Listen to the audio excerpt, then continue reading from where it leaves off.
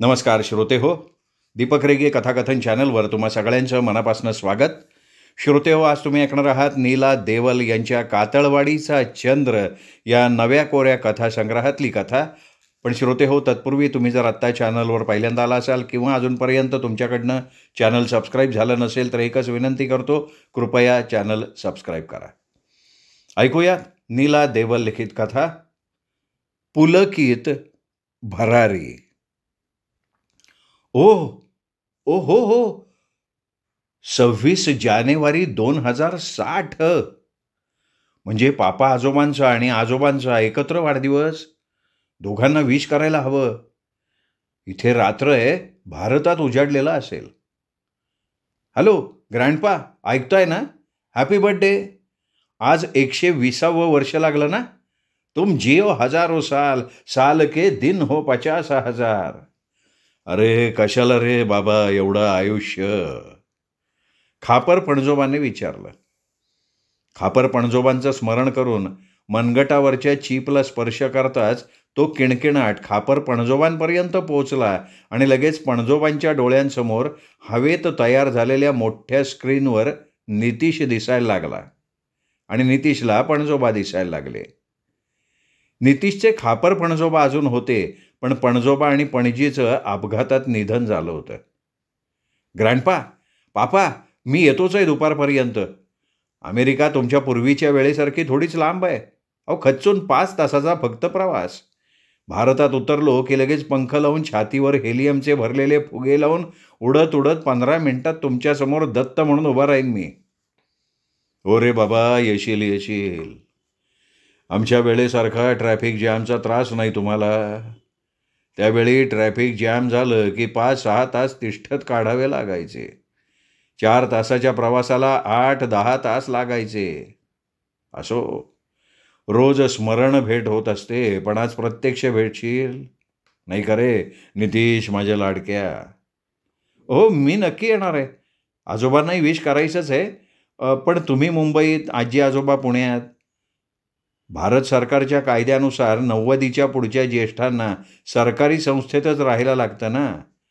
मग तेव्हा मी मुंबईत तुम्हाला पहिल्यांदा भेटीन आणि मग लगेच जाईन पुण्याला आजी आजोबांकडे. एवढं बोलून नितीशनं आजी आजोबांचं स्मरण करत चीपला स्पर्श केला. पुण्यात आजी आजोबांच्या चिप्स किणकिणल्या. हवेत क्षणात मोठा स्क्रीन तयार झाला आणि आजोबांना नितीश आणि खापर पणजोबा दोघे दिसायला लागले. आय आजी आजोबा, हॅपी बर्थडे. ग्रँडपा पापांपेक्षा जास्त दीर्घ आयुष्य लाभू दे अशी प्रार्थना आणि साष्टांग नमस्कार. प्लॅस्टिक स्क्रीन हार्ट बसवलंय ना, तेव्हापासून काही फरक जाणवते का? हो रे बाबा, आता फार फ्रेश वाटते बरं का. अंगात उत्साह संचारलाय, दम लागत नाही. आणि तुझी आजी बरोबर असल्यामुळे वृद्धाश्रमात वेळ छान जातो. शिवाय आमच्या वयाचे सगळे असल्यामुळे मस्त आहेत, मजेत आहेत. मित्रांबरोबर चर्चा रंगतात, तात्विक वाद होतात, पण ते तेवढ्यापुरते बरं का. सेवेला सतत रोबोट आहेत. व्यवस्था उत्तम आहे. या रोबोटमुळे बसल्या जागी सगळं मिळतं. दुपारी तू आलास की तुला दिसेलच की सगळं. तू यायच्या आधी आम्ही मुंबईला जाऊन येतो दोघं. आजोबांना विश करून येतो. त्यांच्या आवडीची फळं, पेस्ट्रीज देतो, म्हणजे बरं वाटेल नाही का त्यांना. तुझ्या स्वागताला हजर असू आम्ही पुण्यामध्ये. वाट बघतोय, भेटू दुपारी. Bye, happy journey. स्क्रीन नाहीसा झाला क्षणार्धात. सकाळी 6चं विमान पकडून भारतातल्या वेळेप्रमाणे 11 वाजता नितीश मुंबईत आला आणि पंख लावून उडत उडत 15 मिनिटात ग्रँड केअर युनिटमध्ये खापर पणजोबांसमोर मारुती उड्डाणानं हजर झाला. ग्रँडपा, मी आलो असं म्हणून त्यांच्या पायाला हात लावून त्याने नमस्कार केला. दीर्घायुषी हो बाळा. ग्रँडपापा, कसे आहात तुम्ही? बाकी ठीक आहे रे, पण वयोमानानं अन्नावरची वासना उडाली आहे बघ. अन्नही नीट पचत नाही. इथे अगदी व्यवस्थित नाश्ता, जेवण सगळं देतात. रोबोटच्या पाठीच्या सीटवर बसलं की तो छान इथल्या बागेतनं फिरवून आणतो. सगळं छान आहे रे, तरी पण आहेच का? हे बघा ग्रँडपापा, मी तुमच्यासाठी नवीन टॅबलेट्स आणलेत. रोज सकाळ संध्याकाळ घ्या एक. जास्त भूक लागणार नाही, पोट भरल्यासारखं वाटेल, पण सगळं जेवल्या खाल्ल्याचा आनंद मिळेल थोडंसंच खाऊन. सगळ्या शरीराला लागणारे घटक यातनं पूर्णपणे मिळतील, पचनाचा त्रास होणार नाही, एनर्जी छान पुरेशी मिळेल. बरं मला सांगा तुमचे डोळे कसे आहेत? अरे बाबा, रेटिना बदलून नवीन बसवल्यापासून अगदी स्वच्छ दिसायला लागलंय. पण मला सांग, तू छोटं बाळ कधी आणतोयस? नाही, अजून तसं काही निश्चित ठरवलेलं नाहीये. अरे हल्लीची तुम्ही मुलं लग्नच करत नाही. ग्रँडपापा, अजून कुठल्या तुम्ही जुन्या जमान्यात जागताय हो? लग्नसंस्था, कुटुंबसंस्था कधीच मोडीत निघाल्या आहेत. आजी आजोबांपर्यंत त्या टिकून राहिल्या होत्या काशी बशी तग धरून.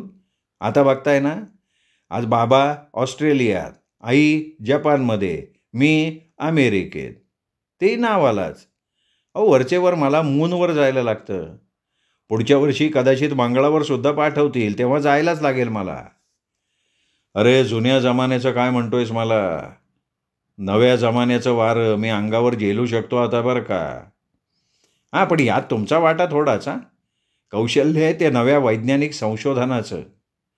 मेंदूची क्षमता असते 2.5 पेटाडाईट, म्हणजे संगणकापेक्षाही जास्त गतीनं काम करतो. त्यातल्या मज्जापेशी अखंड काम करतात. त्या विशिष्ट कप्प्यातले न्यूरॉन्स काम करेनासे झाले किंवा कमकुवत झाले की पूर्वी म्हातारपणी अल्झायमरसारखा रोग जाडायचा. पण ते न्यूरॉन्स छोट्याशा इलेक्ट्रिक करंटनं पुन्हा चार्ज करून कार्यान्वित केलेत, म्हणून या आजारापासून तुम्ही मुक्त झालेत बरं का. हो रे बाबा, या नव्या नव्या वैज्ञानिक शोधांनी आम्हा म्हाताऱ्यांचं आयुष्य वाढलं खरं, पण या शोधाच्या बेड्यांनी ते बांधून सुद्धा टाकलंय. मरण यावं वाटतंय पण येत नाही आहे. इच्छा मरणाच्या इंजेक्शननं ते येईलही, पण मला नैसर्गिक मरण हवं आहे. ग्रँडपा, मरणाची भाषा कशाला बोलताय? काय करू रे मग? नाचसून, मुलगा, पणतवंड सगळे जवळ आहेत, पण जवळ कोणी नाही. जवळ आहेत आज्ञाधारक रोबोट, ज्यांची बटणं आहेत सरकारी नोकरांच्या ताब्यात. ठरल्या वेळी ठराविक कामं ते त्या रोबोटला सांगतात आणि रोबोट ते करतात. ग्रँडपा, त्याला काही इलाज आहे का हो? 90च्या पुढच्या वयस्कर माणसांना कंपल्सरी सरकारी ग्रँड युनिटमध्ये राहायला लागतं, नियमानुसार, सरकारी खर्चानं. पण इथली व्यवस्था उत्तम आहे म्हणताना. मग सगळं व्यवस्थित आहे रे इथे. फक्त प्रेम, आपुलकी, कळकळ तेवढी जमलं ना तर पाठवून दे बाबा कुठून तरी. तेवढं सोडून बोला ग्रँडपापा. आजी आजोबांचं सुद्धा आता वय झालंय. पुण्याला त्यांचे ते दोघंच राहत आहेत ना. मी, आई, बाबा आमच्या कामात पूर्ण वेळ व्यस्त असतो. आता तुमचा सून मुलगा अपघातात गेले, त्याला काय इलाज आहे का? बरं एक करा, या टॅबलेट संपल्या की लगेच कळवा, पाठवून देईन. मी निघू का आता? मला पुण्याला जायचं आहे, आजोबांना विश करायचं आहे. असं म्हणून नितीश निघाला सुद्धा. ग्रँडपा पापांचे डोळे डबडबले. नितीशची आकृती धुसर दिसायला लागली. लांब दूर दूर जात आकाशात नाहीशी झाली. 15-20 मिनिटात नितीश पुण्यात हिरवाई वृद्धाश्रमात आजी आजोबांच्या जवळ पोहोचला. हाय आजोबा, वाढदिवसाच्या खूप खूप शुभेच्छा. दोघांना नमस्कार. औक्षवंत हो बाळा, अगदी वेळेवर पोचलास. अरे सकाळीच आम्ही मुंबईला ग्रँडपांना भेटून मिठाई दिली, विश करून आलो. हेलिकॉप्टर सर्व्हिस छान झाली आहे, भेटून लगेच येता आलं. अरे कारण तुझे आईबाबा येत आहे तिथे. सहस्त्र चंद्रदर्शन कार्यक्रम ठरवलाय ना. म्हणून तर मी पण आलोय ना. आजी आजोबा, मी हे यूज अँड थ्रोचे कपड्याचे सेट आणलेत 1 महिन्याचे. तुम्हाला नक्की आवडतील. वर्षभराचे बुक केलेत ते, नंतर येतील तुमच्याकडे. अरे वृद्धाश्रमात आल्यापासून हेच छान हलके सुटसुटीत कपडे वापरतोय. रोज नवे आणि स्वच्छ. वापरले फेकले. आणि बरं का रे, रोज ते धुणं वाळवणं सगळं बंद झालंय. अरे तुझ्या खापर पणजोबांच्या वेळी घरी धुणं धुवायला, भांडी घासायला मोलकरणी यायच्या. आमच्या वेळी धुणं भांडी स्वच्छ करणारी मशीन्स आली.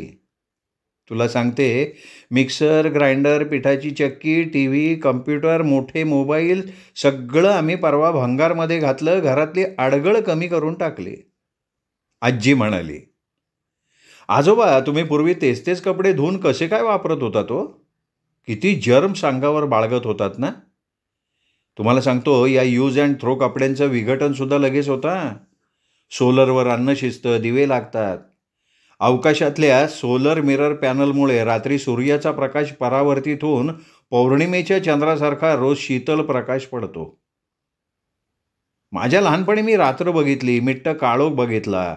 पण आता पुढची मुलं विचारतील, रात्र म्हणजे काय? ती कशी असते? कुठे असते? हो रे, काय झपाट्यानं जग बदलतंय. आज वर्षभरानं सहस्त्र चंद्रदर्शन कार्यक्रमाच्या निमित्तानं सुनबाई, तू आणि आमचा लेक आणि आम्ही दोघे सगळे एकत्र भेटतोय. वा वा वा वा, मजा येणार आहे, हो का नाही? पण तुला आणि तुझ्या आईबाबांना थांबायला तरी सवड आहे का नाही कोणास ठाऊक. एवढं बोले तो सकाळी ऑस्ट्रेलिया आणि जपानहून निघून 4 तासात आईबाबा आले सुद्धा. मस्त हॉटेलमध्ये 5 जणांचं टेबल आरक्षित केलं होतं. आईबाबांनी आजी आजोबांसाठी सुंदर प्रेझेंट्स आणलेली होती. ते यांत्रिक साधनानं चंद्र मंगळावरच्या लोकांशीही प्रत्यक्ष दर्शनासहित बोलता येणार होतं. पृथ्वीवर इमारती बांधायला अनेक देशांनी बंदी केल्यापासनं कित्येक माणसांनी कुटुंबासमवेत चंद्रावर राहायला पहिली पसंती दिली होती, कारण तिथून मंगळावर जाणं येणं सोयीचं पडत होतं ना. तिथे मोठमोठ्या वसाहतींच्या इमारती बांधण्याच्या कामासाठी नितीश वरचेवर चंद्रावर जात येत होता. त्याला बघणं आणि त्याच्याशी संवाद साधून ख्याली खुशाली विचारणं या साधनानं सहज शक्य होणार होतं आजी आजोबांना. पूर्वी शेतजमिनी, वनक्षेत्र वृक्षतोड करून, नापीक करून त्यांचा वापर सिमेंटच्या इमारती उभारण्यासाठी केला. सिमेंटची जंगलं वाढली. सगळीच गावं मोठमोठी शहरं बनायला लागली आणि शेतजमिनी कमी व्हायला लागल्या. अनेक देशांनी मग त्याच्यावर बंदी आणून आहे त्या शेतजमिनी वाचवण्याचा कायदे करून सपाटा लावला. म्हणून मग नव्या पिढीचे लोक चंद्रावर वास्तव्याचा पर्याय निवडायला लागले. नितीश त्यातला तज्ज्ञ म्हणून तो वरचेवर चंद्रावर जायला लागला. नव्या बियाणांच्या शोधानं आणि नव्या तंत्रज्ञानानं थोडक्या पाण्यात वर्षातून 5-6 वेळा मुबलक पिकं घेता यायला लागली. 3 ते 4 आठवड्यात पीक तयार होऊन धान्य हाती पाडायला लागलं. पृथ्वीवर पुरून अतिरिक्त धान्य चंद्रावर पाठवता यायला लागलं. आजी आजोबांना हे इन्स्ट्रुमेंट फार आवडलं. वापरायलाही अगदी सोपं, पूर्वीच्या मोबाईल एवढं. सहस्त्र चंद्रदर्शन आणि मेजवानी सगळं उत्तम पार पडलं. आईबाबा, तुमचा 81वा वाढदिवस आपण खुद्द चंद्रावर साजरा करू आणि तिथून पृथ्वी बघून म्हणू आपण सहस्त्र पृथ्वी दर्शन. कशी काय आहे आयडिया? नाही, आयडिया छान आहे, पण आजच्या कार्यक्रमाला माझे आजोबा येऊ शकले नाहीत. सरकारी अटींमुळे ते येऊ शकत नाहीत, याचं वाईट वाटतंय. नितीशचे बाबा म्हणाले, नाही ते ठीक आहे, पण मला रात्रीपर्यंत ऑस्ट्रेलियात पोचावं लागेल. पण नितीश, तू बाळाचा विचार कधी करतोस? अरे तुमच्या तरुण पिढीनं, विशेषतः तरुण मुलींनी मूल नको हे इतकं वेळ घेतलंय की म्हाताऱ्या लोकांची जनगणना अधिक आणि लहान आणि तरुण पिढीची लोकसंख्या अगदीच कमी कमी. पण हे असं व्यस्त प्रमाण पुढे मानव वंशासाठी घातक ठरेल याचा विचार नको का करायला? स्त्री बीजांड आणि शुक्राणू बँकात साठवून गोठवून ठेवून सरोगेट मदरच्या माध्यमातून टेस्ट्यूबद्वारे सरकारी नवी पिढी जन्माला घालायचा प्रयत्न करतंय. त्यासाठी प्रसिद्ध विद्वान, शास्त्रज्ञ, साहित्यिक, खेळाडू, विद्यमान वाचस्पती, अनेक कलाकार, स्त्री पुरुष यांची स्त्री बीज, शुक्राणू यांच्यापासून नवीन बालक, मानववंश वृद्धी करण्याचं काम चालू आहे. पण ते प्रयत्न पुरे पडत नाही आहेत. तुम्ही तरुण पिढीने मनावर घेतलं पाहिजे रे. अरे अपने लिए जी तो क्या जिए, जो जिए जमाने के लिए वही सच्चे जी रहे हैं. अरे अमेरिका, रशिया, चीन यांनी पृथ्वीवरचा साम्राज्यवाद आणि जास्तीत जास्त भूप्रदेशावर नियंत्रण राखण्याचे त्यांचे मनसुबे आहेत, ते आता लुळे पडलेले आहेत बघ. आता त्यांचं सगळं लक्ष मंगळावरचा भूप्रदेश व्यापण्यावर आहे. मंगळावरच्या, चंद्रावरच्या भूप्रदेशासाठी त्यांच्यात झाली स्पर्धा चालू. त्यासाठी आता एकमेकांवर कुरघोडी करण्यात सगळे देश गुंतलेत. आता मानवी ताकद, बुद्धी, युक्ती हे वाढवायची आपल्या देशाला गरज आहे आणि त्यासाठी तरुण पिढी उदयाला यायला हवी. आई बाबा, हे सगळं खरं आहे. सुख देणाऱ्या आणि घेणाऱ्या मैत्रिणी खूप आहेत, पण दोघांना मूल हवं म्हणून मुलासाठी आपल्या आयुष्यातली वर्ष खर्च करणाऱ्या कोणी नाहीत ना. आणि मला तो सरोगेट मदरचा पर्याय नाही पसंत. अशा स्त्रिया म्हणजे केवळ उत्पादन करणाऱ्या उद्योजिका. त्या पैशाला पासरी भेटतात. मूल पुरुषाच्या ताब्यात देऊन पुढच्या घडीला पैशासाठी दुसऱ्या पुरुषाचं मूल जन्माला घालायला त्या तयार असतात. फक्त व्यवहार आणि पैसा बघणाऱ्या त्या स्त्रिया. त्यांच्यापासून होणारं मूल नको आहे मला. मोले घातले रडाया, नाही प्रेम नाही माया, अशी त्यांची स्थिती. अहो, इतक्या गर्लफ्रेंड भेटतात, पण आयुष्याच्या तारुण्यातली उमेदीची वर्ष शिशुसंगोपनात घालवायला आणि त्यासाठी आपलं करिअर सोडायला त्या तयार नसतात. काय करू तुम्ही सांगा? सगळेच निराश झाले, पण चुकचुक करत निराश होण्यापलीकडे कोणी काही करू शकत नव्हतं. एकमेकांना गळामिठी देत घेत डोळे पुसत सगळे पांगले. नितीशची आई जपानला गेली, बाबा ऑस्ट्रेलिया, तर नितीश फिरून अमेरिकेला गेला. सगळेच आप्त सोगे सोयरे, पण सगळ्यांची तोंड प्राप्त परिस्थितीनं 10 दिशांना झालेली. खापरपणजोबा आपल्या पूर्वीच्या हृदय आणि रम्य आठवणीत रममाण होऊन राहत. पूर्वीचा विना टेन्शनचा काळ आठवत पुनःप्रत्ययाचा आनंद घेत जागायचा प्रयत्न करत ते दिवस घालवत. पणजोबा पणजीला तर प्राप्त परिस्थिती जगताच आली नव्हती. आजी आजोबा नितीशच्या बाबा आईंशी बोलण्यात लांबून का होईना, पण वेळ जात होता. सून सतत लांब राहिल्यानं जास्त सहवास घडला नव्हता, मग प्रेम कुठलं यायला. जपान ऑस्ट्रेलिया तसं जवळ असल्यानं आई बाबा दर शनिवार रविवार एकमेकांकडे जात. नितीश तर अमेरिकेतल्या अमेरिकेतही सतत फिरतीवर असे किंवा चंद्रावर गेलेला असे. आता तर मंगळावर गेलात की लवकर परत यायचंही नाही. सगळं पचवून जगायला हवं. दोघांचीच साथ आहे आता एकमेकांना. आजी आजोबा एकमेकांना समजवत असत. 2062 साल आलं. बाबांच्यासाठी म्हणजे त्यांच्या 61च्या वाढदिवसासाठी सगळ्यांनी फिरून पुण्यात जमायचं ठरलं. आजी आजोबांनी नितीशच्या आईबाबांना पुण्यात बोलवून घेतलं. नितीशही आला, सोबत गर्लफ्रेंडला घेऊन आला. आई बाबा, आजी आजोबा, ही माझी फ्रेंड स्वीटी. लहानपणापासून आई वडील असूनही दोघांनी टाकलेली. हेल्थकेअर संस्थेत शिस्तीच्या साखळदंड्यात वाढली आहे. प्रेमाला पारखी झाली आहे. तिला आपल्या कुटुंबाबद्दल फार आदर आहे. इथला आपला प्रेम जिव्हाळा ती माझ्याबरोबर आपल्या दररोज होणाऱ्या स्क्रीनवरच्या भेटीतनं बघत आली आहे आणि त्याच ओढीतनं तिने आपल्या कुटुंबाची स्वतः सदस्य होण्याची इच्छा प्रगट केली आहे. आम्ही दोघं गेले वर्षभर सोबत आहोत. स्वभाव जुळले. माझ्या इच्छा आकांक्षा तिने आपल्या मानल्या. ती माझ्या प्रेमानं आश्वस्त झाली. तिला माझ्या आणि मला तिच्या प्रेमाचा विश्वास आणि आधार वाटला. आज आम्ही दोघांनी तुम्हा सगळ्यांसाठी सरप्राईज गिफ्ट आणलंय, ज्याची तुम्ही सगळे आतुरतेनं वाट बघत होतात. तो हा साऱ्यांना पुलकित करणारा, म्हणून हा छोटोला गोडोबा कान्हा पुलकित. सरप्राईज द्यायचं म्हणून आम्ही त्याला कधी स्क्रीनवर आणलंच नाही.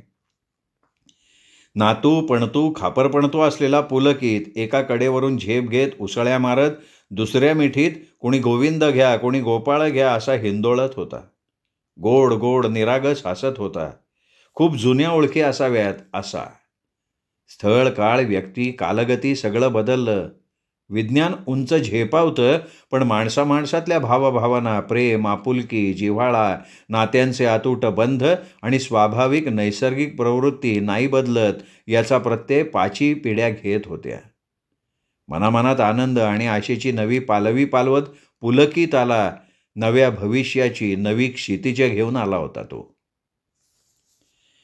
श्रोते हो, तुम्ही ऐकत होतात नीला देवल लिखित पुलकित भरारी. ही विज्ञान कथा होती. कशी वाटली सांगा, कमेंट करा. ही कथा आपल्या कथाप्रेमी मित्रपरिवारात नातेवाईकात शेअर करा. आणि हो, चॅनल सबस्क्राईब करायचं राहून गेलं असेल तर आत्ता वरती जो माझा फोटो दिसतो या फोटोला क्लिक करा आणि चॅनल सबस्क्राईब करा. एवढीच विनंती करतो. थांबतो. भेटूयात पुन्हा दीपक रेगे कथाकथन चॅनलवर. तोपर्यंत नमस्कार.